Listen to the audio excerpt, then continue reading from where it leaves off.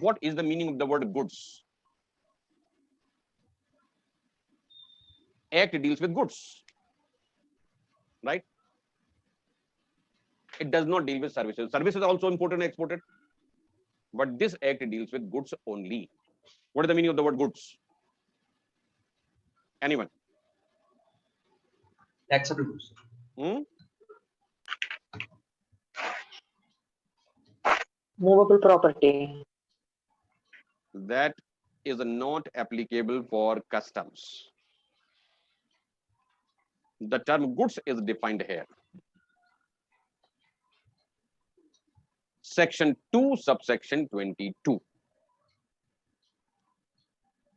Section 2, subsection 22. And this is inclusive definition, but the wordings are so broad that nothing else is left out. See the last clause number E, what it says. Any other kind of movable property. After that, what else is left? So really nothing is left. Though the language is inclusive, but the wordings are exhaustive. After that, nothing more is left out.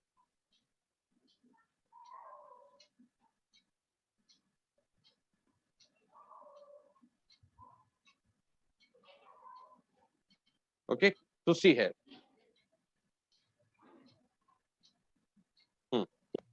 Now this can be divided in two parts.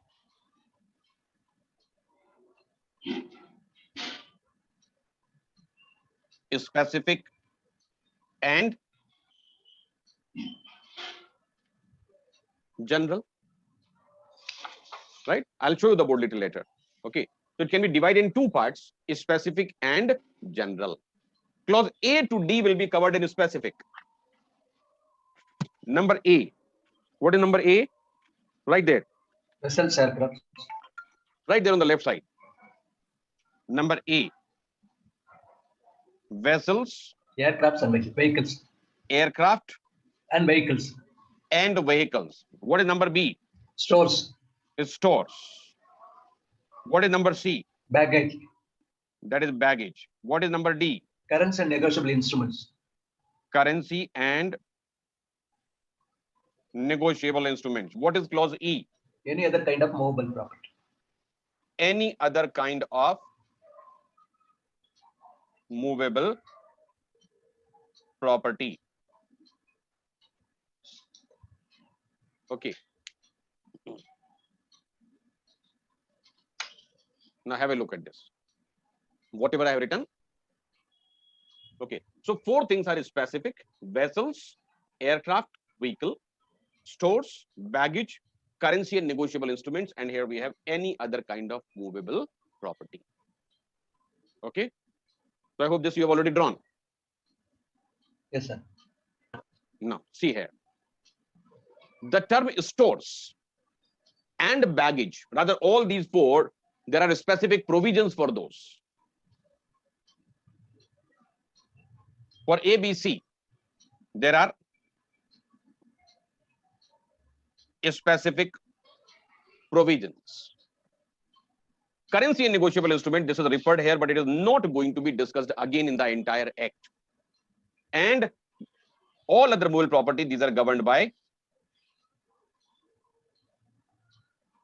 general provisions. See, here I've done clause A to C. There are specific provisions for them. Currency and negotiable instrument, that is not going to be discussed again in the entire act. First and last reference. Then general things, anything other than specific provision, those are general provisions, right? And majority of the provisions are general. Now you know what is the applicability of general provisions and specific provisions, right? So specific provisions will always have overriding effect over general provisions. So if there is a contradiction in a general provisions and specific provisions, what is applicable? In case of general goods, these will be applicable. In case of specific goods, a special law will always have overriding effect over general law. Okay, that is already known to you, right? Now, when I say these are specific provisions, now let's see what are the specific provisions there are. The term baggage. First, we'll see baggage. Then we'll come back to stores. See here. Includes unaccompanied baggage but does not include motor vehicles. So the term baggage is already defined under section 2, subsection 3. section 2, subsection 3, right? More provisions are there, but I'll tell you a little later. Right now, let's go to the definition of the term stores and see.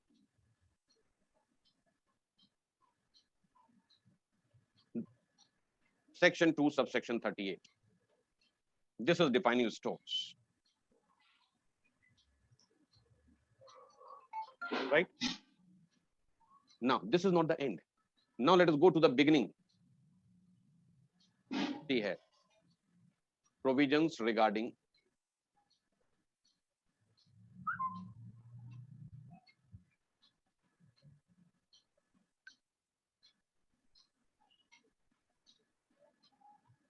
these are specific provisions in relation to baggage.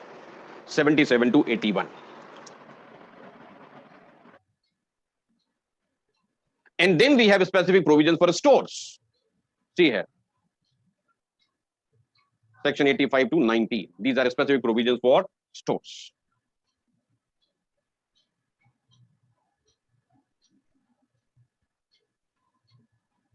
Now see here. The term goods is defined under section 2, subsection 22. There are specific provisions, there are general provisions. In total, there are 5 clauses. Clause A says vessel, aircraft, vehicle. The number 2 is stores, number 3 is baggage, number 4 currency and negotiable, number 5 is any other kind of movable property. Right. So goods means certainly movable. Immovable property cannot be imported, cannot be exported. So certainly it is immovable, or rather talking about movables, but those are still divided in 2 categories. These are specific and these are general. Majority of the provisions are general, because here you see the list. How many are specific provisions? For stores, you have these 6 sections. For the baggage, you have specific 5 sections only. Majority of the provisions are general provisions. Right. So everywhere general provisions are applicable, but when there is a specific provision given in relation to specific things, those will have overriding effect. Is this point clear? Tell me, is it clear or not? Yes, sir. Yes, sir. Okay. Now I'm going to tell you something more about every point.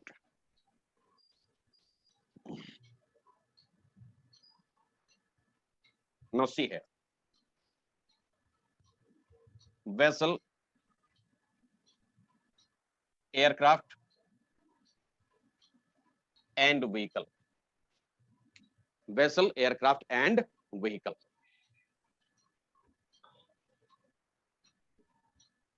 Divided in 2 parts. These are brought to India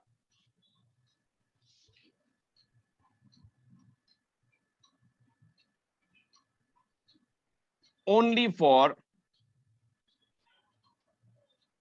loading, unloading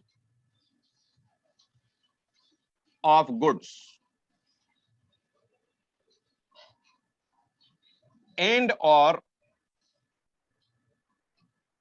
embarking and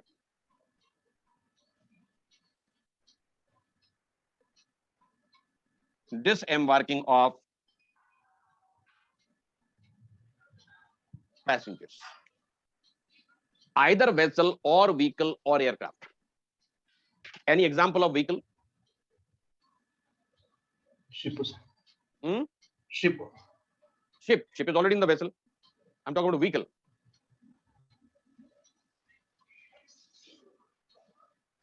There used to be a bus and train between India and Pakistan. Remember that? Yes, sir. Yes, sir. Right? That is a vehicle. Right. Today you want to travel to Nepal, you can take your car. Right. So that is also vehicle.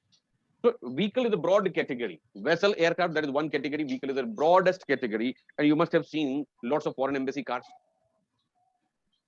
Isn't it? Those are actually brought to India. So question is, what for these are being brought to India? Brought to India only for, this is a very important word, only for. Right. And then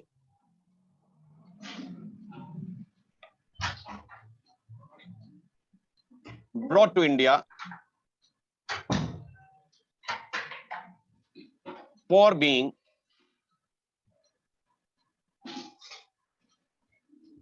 used in India. For what purpose it is being brought in, that will make a difference. If it is being brought in only for this purpose,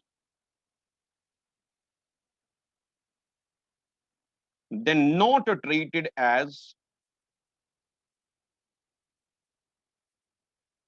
goods. And where the duty is applicable? Only on goods. Only on the goods. And in this case, these are not treated as goods. Effectively, there is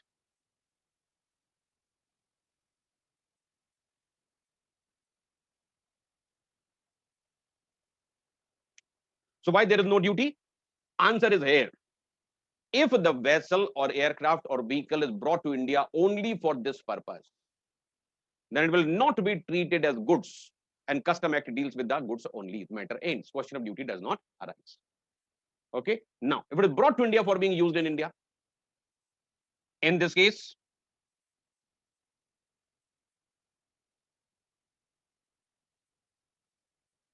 these are treated as goods. What will be the effect? Duty will be Duty will be applicable, right? Prima facie duty is there, but there are specific exemptions are also available. So if the airlines are importing, then they are required to give a bond. They are not required to pay the duty because it is being brought on the lease basis. So in this case,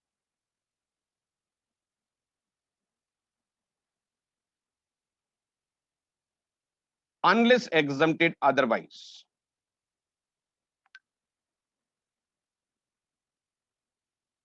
duty is attracted.